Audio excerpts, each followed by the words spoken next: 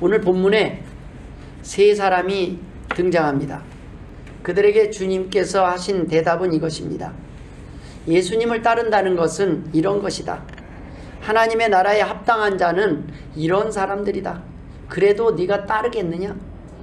주님을 따르는 일은 그 어떠한 일, 세상에서 가장 중요하다고 생각하는 부모님의 장례보다 중요한 일이고 가족에 관한 일보다 우선되어야 되는 중요한 일이다. 주님을 따르는 길을 가장 우선적으로 선택하는 것이 결국 궁극적으로는 너희 부모와 가족에게 가장 잘하는 일이라고 믿느냐? 이것을 알고 믿고 그래도 따르겠느냐라고 오늘 우리에게 묻고 계시는 것입니다. 저는 오늘 본문의 내용을 좀 더 자세히 은혜를 나누기를 소망합니다. 그 첫 번째 나눌 내용은 바로 알고도 따르겠느냐라는 내용입니다. 세 명의 사람이 다 주님을 따르겠다고 나왔습니다. 그 첫 번째 사람에 대한 내용입니다. 길 가실 때 어떤 사람이 여짜오되 어디로 가시든지 나는 따르겠습니다. 이렇게 말을 합니다. 그런데 그 사람에게 주님은 내가 이래도 따르겠다고? 내가 따르겠다는 의미가 무엇인지 알고 따르겠다고 하느냐? 네가 알고도 예수를 믿겠느냐? 네가 알고도 교회에 계속 나오겠느냐? 라고 물으시는 것입니다. 따른다고 하면 그저 기뻐할 줄 알았느냐? 교회에 나온다고 하면 엎드려 절이라도 할 줄 알았느냐? 교회에 나오는 것은 덕을 쌓는 일도 아니고 생색낼 일도 아니라는 말씀입니다. 도리어 기쁨으로 감사함으로 헌신하며 예배하는 것이 당연한 것임을 알고 따르겠냐고 묻는 것입니다. 본문에 주님을 자발적으로 따르겠다는 이 사람은 바로 마태복음 8장에서는 서기관이라고 소개하고 있습니다. 그런데 이 서기관이 이런 말을 한 이유가 보면 마태복음 8장엔 예수님이 병을 고치시고 귀신을 쫓아내신 것을 보았습니다. 그 자리에 있었어요. 그것을 보고 알았어요. 아, 이분이 보통 분이 아니구나. 대단한 분이시구나. 정말로 이분을 쫓아야 될 필요가 있겠구나. 예수님의 가르치심과 그 하시는 일이, 예수님의 제자가 되는 일이 정말로 귀하고 할 만한 일이라는 것을 알았습니다. 그러나 그는 제자가 된다는 것이 어떤 의미인지 제대로 온전히 알지 못했습니다. 서기관이 어떤 사람입니까? 그 당시의 학식과 재력과 권력에 있어서는 유대 사회에 있어서 최고 상위 계층에 있는 사람입니다. 단순 무식하게 누군가의 제자가 되겠다고 결심할 사람이 아니라는 것입니다. 이런 서기관이 예수님을 따르겠다고 나선 것은 보통 일은 아닙니다. 그냥 국회의원이 어느 날 주님을 따르겠습니다. 내가 이 교회에 등록하겠습니다. 보통 사람이 아닌데 국회의원 정도 되는 사람이, 근데 그가 그냥 따르겠다는 게 아니라 어디로 가시든지 라고 말을 합니다. 이것은 그냥 단순히 따르겠다는 것이 아닙니다. 12 제자들처럼 예수님을 수행하며 섬기는 제자가 되겠다는 의미입니다. 이 얼마나 귀한 고백입니까? 얼마나 우리가 기다렸던 고백입니까? 그래, 잘 왔다. 바로 너 같은 사람이 필요했다. 제자들 가운데 너같이 배우고 능력 있는 사람들이 없어서 아쉬웠는데 참 잘 생각했다. 여러분, 주님께서 이렇게 반응해야 당연하지 않겠습니까? 근데 주님은 어떻게 말씀하셨습니까? 예수께서 이르시되 여우도 굴이 있고 공중에 새도 집이 있으되 인자는 머리 둘 곳이 없도다 라고 말씀하십니다. 무슨 말씀입니까? 예수님은 이미 제자가 되겠다는 서기관의 동기와 의도를 예리하게 간파하고 있었습니다. 그런 생각으로 제자가 되는 것은 내가 용납할 수 없다라고 말씀하고 계시는 것입니다. 많은 사람들이 서기관과 같은 생각을 할 수 있습니다. 제가 오늘 교회 한번 나가보겠습니다. 설교 한번 들어보겠습니다. 열심히 한번 신앙생활 해보겠습니다. 제가 이번에 헌금 좀 해보겠습니다. 교회를 위해서 일 좀 해보겠습니다. 제가 한번 제자가 돼보려고 합니다. 조금 더 나가면 내가 이제 신학교에 가겠습니다. 목사가 돼보겠습니다. 이런 고백을 하면은 아이고 잘했다. 참 잘했다. 바로 너 같은 사람을 내가 기다렸다. 그래, 한번 열심히 해봐라. 내가 기대가 크다. 이런 반응을 우리가 내심 기대할 수 있지 않겠습니까? 그것도 보통 사람이 아니고 서기관 같은, 오늘날 치면 국회의원 정도 되는 사람. 제가 이 교회에 나오면 그래도 좀 힘이 되지 않겠습니까? 아, 개척교회인데 그래도 국회의원 된 내가 그래도 참 많은 교회를 찾았는데 내가 큰 교회도 다 놓고 이렇게 작은 교회에 내가 오늘 한번 등록하겠습니다. 아, 그런데 오니까 별로 반가워하지도 않고 별로 인사도 안 하고 뭐 귀하게 하는 것도 막 굽신거리지도 않아요. 가치를 모르는 것 같아 하고 떠날 수도 있습니다. 그런데 한 사람이라도 아쉬울 때 서기관과 같은 사람이 나서준다면 얼마나 큰 힘이 되겠습니까?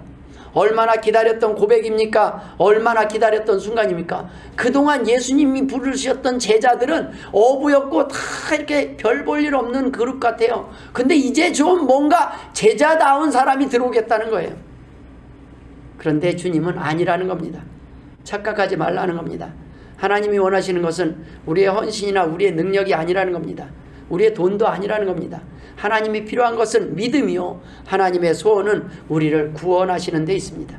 우리에게 요구하시는 것은 구원에 합당한 믿음뿐입니다. 재력도 아니요, 능력도 아니라는 겁니다. 제자가 된다는 것이 무엇인지 너는 알고 나를 따르겠다라고 말하는 것이냐, 믿는다는 것이 무엇인지 아느냐, 내가 제자가 되려는 진짜 이유가 무엇이냐, 오늘 내가 이곳에 와서 예배하는 이유가 무엇이냐, 내가 원하는 예배자가 어떤 사람인지 아느냐, 그냥 와서 앉아 있으면 내가 고마워할 줄 알았느냐, 그냥 교회에 왔다 갔다 하면 모두 제자가 될 수 있다고 믿느냐, 그래도 국회의원 정도라면 보면 우리가 그냥 감사해서 아이고 하나님을 섬기는 건지 국회의원을 섬기는지 사장을 섬기는 건지 회장님을 섬기는지 교회 하나님을 섬기는 건지 모를 정도로 교회에 회장님, 사장님, 의원님 하는 것이 중요하지 않다라는 겁니다.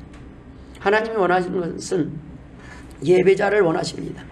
학벌이나 재력, 권력으로 제자의 자격이 갖추어졌다고 생각하느냐? 헌금 좀 많이 하고 일 좀 하면 내가 기뻐할 줄 알았느냐라고 되묻고 계시는 것입니다. 아니라는 것입니다.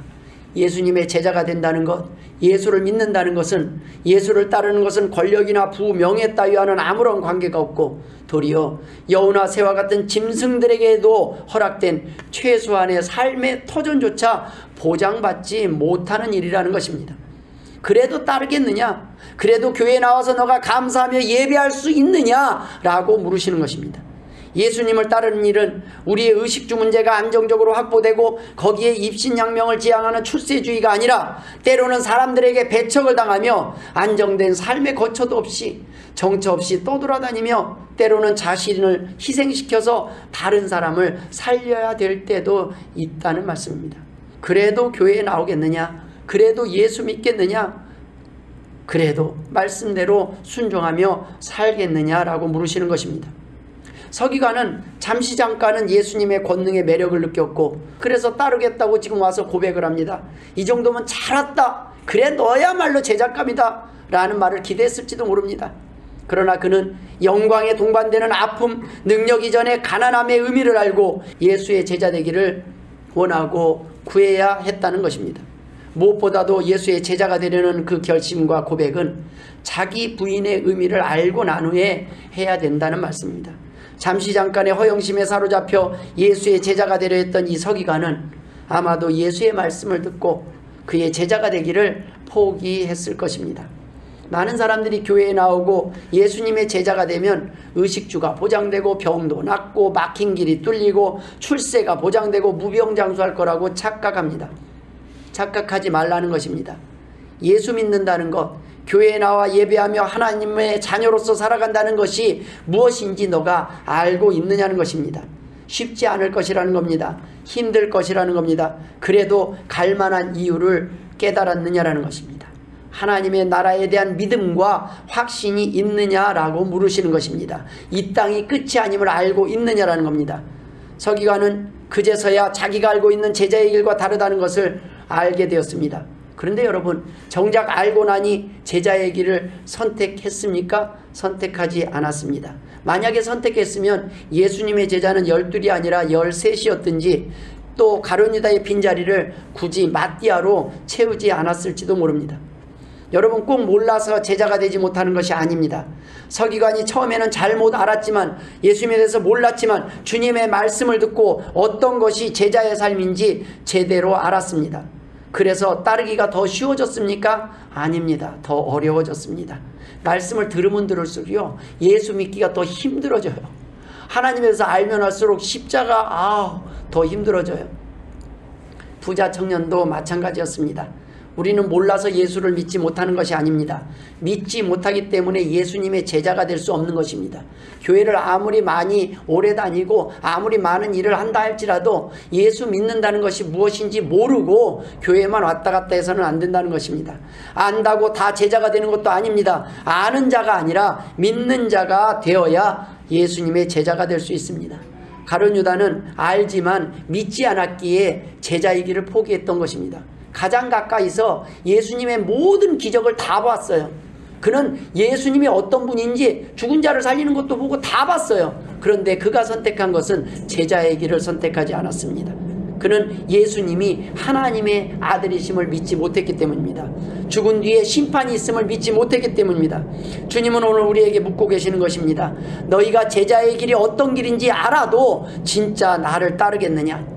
그래도 믿고 순종하겠느냐? 알고도 믿겠느냐? 알고도 가겠느냐라고 우리에게 질문하시는 것입니다.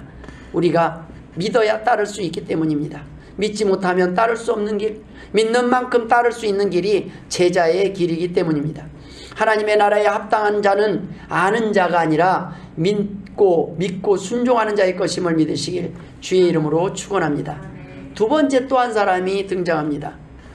그 사람에게 주님이 주신 메시지는 부모 장례보다 우선이다. 그래도 따르겠느냐라는 말씀입니다. 또 다른 사람이 옵니다. 나로 먼저 가서 내 아버지를 장사하게 허락하옵소서. 그러자 주님은 죽은 자들로 자기의 죽은 자들을 장사하게 하고 너는 가서 하나님의 나라를 전파하라 라고 말씀하십니다. 무슨 말씀입니까? 부모 장례보다 중요한 일이 있다라고 말씀하시는 것입니다. 이 두 번째 사람은 따르지 않겠다고 말하지 않았습니다. 단 한 가지 조건만 붙였을 뿐입니다. 내 아버지 장례만 허락해 주십시오. 요것만 하고 오겠습니다. 안 따르겠다는 게 아닙니다. 부모 장례만 하고 와서 바로 따르겠습니다.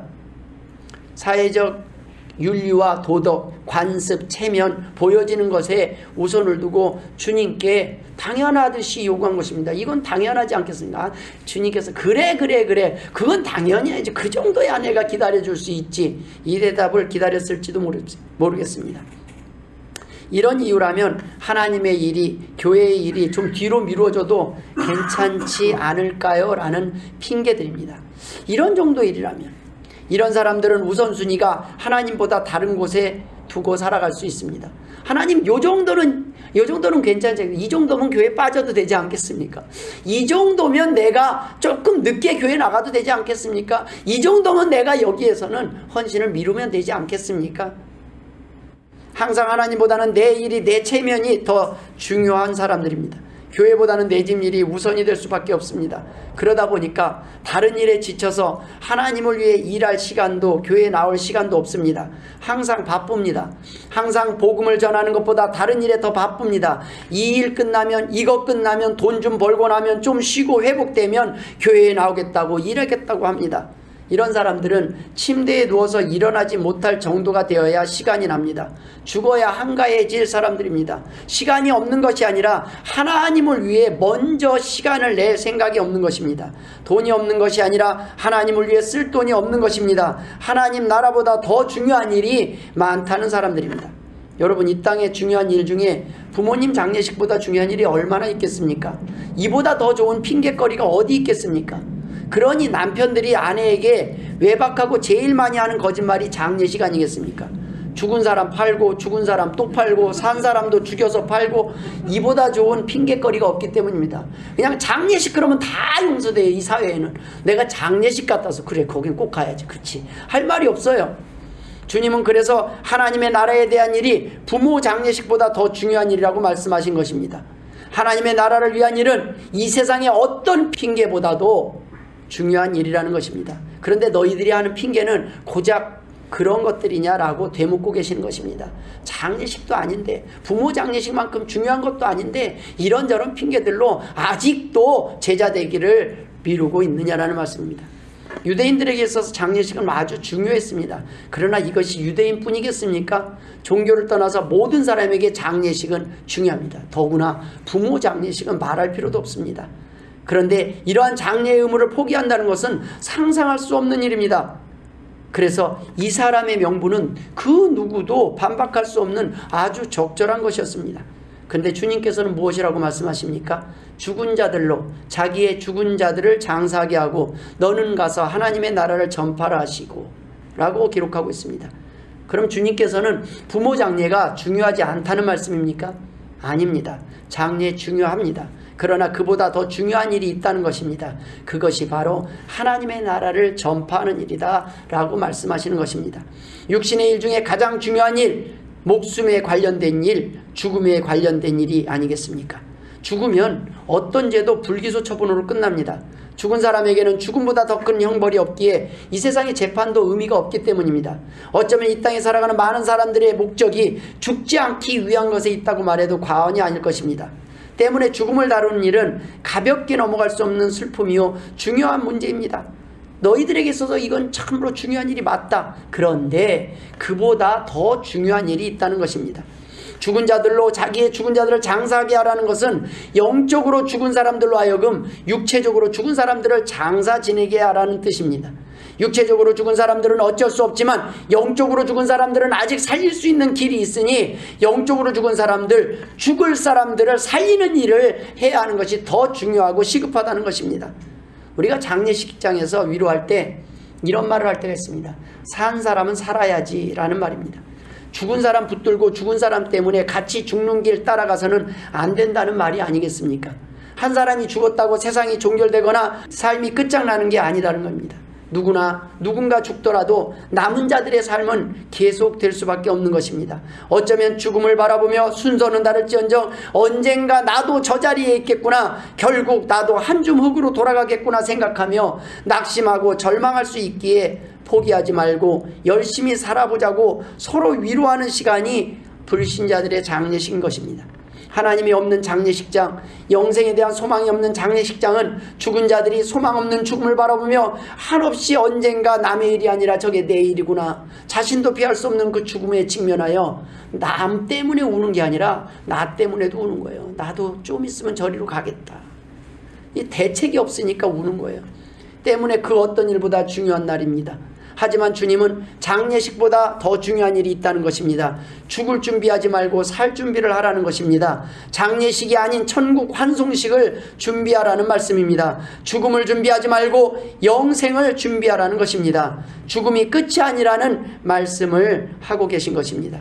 죽음으로도 씻을 수 없는 죄가 있습니다. 죽음 이후에 진짜 심판이 있음을 알고 준비시켜야 한다는 것입니다. 히브리서 9장 27절에 한 번 죽는 것은 사람에게 정해진 것이요 그 후에는 심판이 있으리니, 이 땅의 장례식보다 죽어도 다시 살 수 있는 영생을 준비하는 일이 더 귀하다라는 것입니다.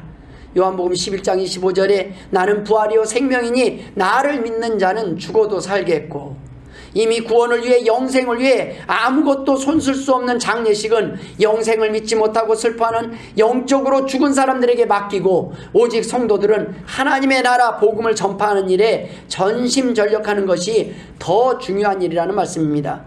예수님의 대답은 성도들이 예수님을 따름에 있어서 결정적인 삶의 우선순위를 세상 일과 하나님의 일 중 어디에 둘 것인가에 대한 자세를 묻고 계시는 것입니다.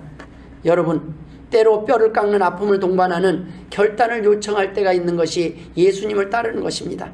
여러분, 이 땅에서 부모의 장례식보다 급한 일이 어디 있겠습니까? 있다는 것입니다. 바로 그것이 사람 살리는 일, 영혼 살리는 일, 전도라는 것입니다. 복음을 통하여 사람을 살리는 일이라는 것입니다. 여러분, 포탄이 떨어지고 있는 전쟁터에서 이미 죽은 사람들에 대한 장례식이 우선이겠습니까? 부상당한 사람, 죽어가는 사람을 이송하는 것이 우선이겠습니까? 그리스도인들에게서 최고의 의무는 예수님을 따르는 일이요, 예수의 제자가 되는 일의 핵심은 바로 하나님의 나라를 전파하는 데 있음을 믿으시길 주의 이름으로 축원드립니다. 세 번째 사람이 찾아옵니다. 그 사람에게는 주님은 이렇게 말씀하시는 것입니다. 가족보다 우선이다. 또 다른 사람이 이르되 주여 내가 주를 따르겠나이다마는 나로 먼저 내 가족을 작별하게 허락하소서. 오늘날 많은 교인들이 주님을 따르지 않겠다는 말은 하지 않습니다. 교회에 안 나온다는 말도, 예수 안 믿는다는 말도 하지 않습니다. 그런데 조건이 붙습니다. 따르겠습니다. 일하겠습니다. 하지만 나로 먼저 뭐뭐뭐뭐를 하고 그 다음에 일할 수 있도록 허락해 주옵소서. 조건부 순종, 조건부 사랑을 말합니다. 하나님과 흥정을 하고 거래를 합니다. 이렇게 해주시면 이렇게 하겠습니다. 차용증 써주시면, 담보를 제공해 주시면 하겠습니다. 무언가 믿을 만한 것을 보여주시면 제가 순종하겠습니다. 남의 이야기가 아닙니다. 제가 그랬습니다. 이렇게 해주시면 주의 길을 가겠습니다. 그러면 순종하고 신학교 가겠습니다. 이걸 보여주시면 제가 신학교 가겠습니다. 마치 주님을 위해 제가 큰 인심을 쓰는 것 같습니다. 큰 일을 한 것 같습니다. 제가 신학교를 가졌잖아요. 주님, 신학교까지 갔잖아요. 목사까지 됐잖아요. 뭘 더 바라십니까? 뭔가 대단히 하는 것 같은데 아니라는 겁니다. 이러한 신앙, 이런 믿음은 아니라는 거예요. 가족을 포기하라는 말씀입니까? 아닙니다. 가족을 위한 일보다 하나님의 일을 우선으로 할 수 있겠느냐라는 말씀입니다. 궁극적으로 그것이 가장 가족을 위한 일이라고 내가 믿느냐라고 묻고 계시는 것입니다. 마태복음 6장 33절에 그런즉 너희는 먼저 그의 나라와 그의 의를 구하라. 그리하면 이 모든 것을 너희에게 더하시리라. 이 말씀을 믿느냐라는 것입니다. 이 세상에서 부모보다, 가족보다 더 소중한 존재가 어디 있겠습니까? 예수 믿는 사람들과 불신자 중에 누가 더 부모나 가족에게 더 잘하겠습니까? 불신자들입니다. 왜 그럴까요? 부모, 가족이 사는 이유요, 돈을 버는 이유요, 섬길 대상이요, 모든 삶의 이유이기 때문이다. 또다시 기회가 없다고 믿기 때문이에요. 지금 놓치면, 지금 사랑하지 않으면 기회가 없다고 생각하기 때문에 가족이, 자녀가, 부모가 전부예요. 그런데 예수 믿는 사람들은 천국을 기대하고 있는 것 같아요. 천국 가면 되지. 아닙니다. 하나님께서는 부모나 가족에게 잘한다는 것은 하나님을 통해서, 하나님 안에서 그들이 천국 갈 수 있는 길, 행복할 수 있는 길로 안내하는 것이 가족을 사랑하고 부모를 사랑하라는 것입니다. 사랑하는 방법이라는 것입니다. 우리는 천국으로 안내해야 하고 심판을 면할 수 있도록 알려야 하는 사명이 있다는 것입니다. 이 땅이 끝이 아니라 심판이 있음을, 구원의 길이 있음을 알리는 것이 진짜 가족을 위한 길이라는 말씀입니다. 가족에게 그런 안타까움이 있냐는 거예요. 너희가 믿는 만큼 너희는 천국 갈 준비 다 해놓고 너희 가족에게는 가든지 말든지 지옥을 가든지 안타까운 마음이 없으면 이상한 것 아니냐는 거예요. 그래서 오늘 주여 내가 주를 따르겠나이다마는 나로 먼저 내 가족을 작별하게 허락하소서라고 말한 이 사람의 마음을 주님은 보셨습니다. 그 마음 속에는 가족에 대한 염려로 가득 차 있었습니다. 만약 작별 인사를 하는 중에 가족의 만류가 간절해질 경우에는 가정에 발목이 묶일 가능성이 많았을 것입니다. 그럴 때 주님이 이 사람에게 말씀하신 것은 손에 쟁기를 잡고 뒤를 돌아보는 자는 하나님 나라에 합당하지 아니하니라 라고 말씀하십니다. 손에 쟁기를 들고 밭을 가는 자의 유일한 목적은 고든 고랑을 내는 길입니다. 이런 쟁기를 두고 뒤를 돌아보는 자들이 성경에 많이 나와 있습니다. 롯의 아내는 소돔과 고모라의 미련을 가져요. 그래서 기껏 다 구해놨더니 마지막에 미련을 가지고 한번 돌아봤다가 소금기둥이 돼버려요. 이스라엘 백성은 어떻습니까? 애굽에서 나와서 하나님 건져주셨는데 그 애굽의 미련을 버리지 못하고 계속 애굽만 그리워하다가 광야에서 생을 마칩니다. 성도들도 마찬가지입니다. 아직도 교회에 나와 있지만 세상의 미련을 가지고 한 발은 세상에, 한 발은 교회에 두고 반은 세상을 믿고 반은 하나님을 믿고 살아가는 사람들이 많이 있습니다. 여러분, 사람들이 자기가 하는 일 외에 다른 일에 신경을 써서 뒤를 돌아본다면 고랑은 곱게 될 수가 없을 것입니다. 만약 운전을 할 때 아내 생각, 가족 생각에 운전에 집중하지 못하고 딴 생각을 하며 운전을 한다면 어떻게 되겠습니까? 큰일이 날 것입니다. 단지 목적지에 도달하지 못하는 것으로 끝나지 않습니다. 그것이 결국 궁극적으로 가족을 위한 행동이 아니라는 겁니다. 여러분, 부부싸움하고 나면요, 생각이 막 정신이 그래서 그날 운전하면 참 위험합니다. 생각이, 모든 마음의 근심 염려가 거기 있어가지고 제대로 못 봐요. 이게 신호등을. 여러분, 이혼 직전인 사람 눈물 콧물 돼갖고 막 눈물 콧물 흘리면서 운전하는데 이게 비가 오는 건지 눈이 오는 건지 모르고 운전하다가 큰일 납니다. 이거는 운전이 제대로 되지 않아요. 정말 가족을 위한다면 운전할 때 어떻게 해야 됩니까? 가족을 위해서 때로는 가족이 함께 타고 있는 것조차 잊은 채 오로지 안전하게 목적지에 도달할 수 있도록 운전에 집중하는 것이 진짜 가족을 위한 것이 아니겠습니까? 마찬가지로 예수를 따르는 제자들의 유일하고도 궁극적인 목적은 하나님의 나라를 전파하는 일입니다. 이 일이 결국 부모를 위하고 가족을 위한 가장 중요한 일이라는 것입니다. 주님을 따르는 자는 이 목적을 잊어서는 안 된다는 것입니다. 바로 이런 사람이 하나님의 나라에 적합하다는 말씀입니다. 하나님의 나라를 전파함에 있어서 삶의 우선순위에 대한 철저한 의식을 가지고 궁극적인 목적에 모든 관심을 집중시키는 사람이 바로 하나님의 나라에 적합한 자라는 것입니다. 사람을 살리는 일뿐 아니라 가족뿐 아니라 이웃과 국가를 살리는 일이요, 당연히 그 안에는 가족도 포함된 일이라는 것입니다. 여러분, 우리가 이웃도 전도하려고 한다면 당연히 가족은 1순위로 들어가지 않겠습니까? 여러분, 이러한 믿음이 있기 때문에 소방관들이 자신의 가족을 뒤로 한 채 불길 속으로 뛰어들 수 있는 것입니다. 왜 그래요? 내가 불길 속으로 들어오면 내 가족을 위한 게 아니잖아요. 그런데 왜 뛰어들어요? 이것이 내 가족을 위한 일이라고 믿기 때문에 할 수 있는 겁니다. 이것이 믿음이라는 겁니다. 하물며 하나님의 나라를 전파하는 일인데 무슨 말이 더 필요하겠습니까? 말씀을 마무리하고자 합니다. 이소부화의 여우와 두루미 이야기를 아십니까? 어느 날 여우가 두루미를 자신의 저녁 식사에 초대합니다. 두루미는 약속한 시간이 되자 여우의 집에 방문합니다. 여우는 두루미를 반갑게 맞이하며 곧 둥근 접시 2개에 음식을 담아내왔습니다. 그러나 부리가 긴 두루미는 그것을 도저히 먹을 수 없었습니다. 결국 쫄쫄 굶은 채 돌아온 두루미는 여우가 자신을 골탕 먹이려고 했다는 것을 생각하고 앙심을 품습니다. 언젠가 내가 똑같이 갚아주리라. 며칠 후 이번에는 두루미가 여우를 식사에 초대합니다. 여우가 두루미네 집을 방문하자 두루미는 호리병에 음식을 담아내왔습니다. 주둥이가 짧아 호리병 속에 음식을 먹을 수가 없었던 여우는 자기가 했던 짓을 그대로 돌려받게 되었습니다. 여우가 돌아갈 때 두루미는 여우에게 이렇게 말합니다. 같은 대우를 받는 것이 견디기 힘들다면 이웃에게 같은 장난을 치지 마라. 여우가 진짜 대접을 하고 싶었다면 그렇게 했겠느냐라는 이야기입니다. 오늘 본문의 핵심이 바로 이것입니다. 진짜 주님을 따르고자 나왔다면 어떤 상황 속에서도 주님을 따랐을 것이라는 말씀입니다. 먼저 부모 장례식을 허락해달라는 요구도 먼저 내 가족을 작별해달라는 요구가 옳은 것이냐 아니냐, 이런 문제를 말씀하시는 것이 아닙니다. 사실 주님을 따르는 것이 부모를 위한, 가족을 위한 가장 좋은 선택이고 결정이라고 믿었다면 소방관이 불길을 뛰어드는 것처럼 그냥 망설이지 않고 따르면 될 일입니다.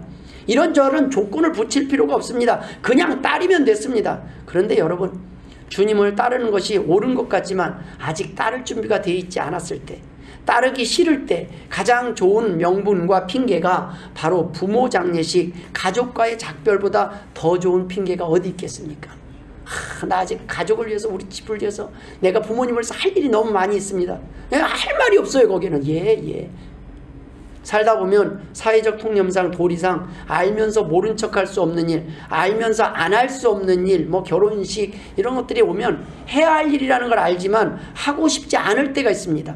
그럴듯한 명분을 찾거나 만들어서 거절하고 피할 때가 있습니다. 바로 오늘 본문의 세 사람의 대화 내용을 보면 모두 주님을 따르고 싶은 마음이 대단한 것처럼 보였습니다. 그러나 그렇지 않았습니다. 중심을 보시는 주님은 그것을 정확히 알고 계셨습니다. 결국 세 사람은 주님께 진짜 속마음을 들키고 만 것입니다.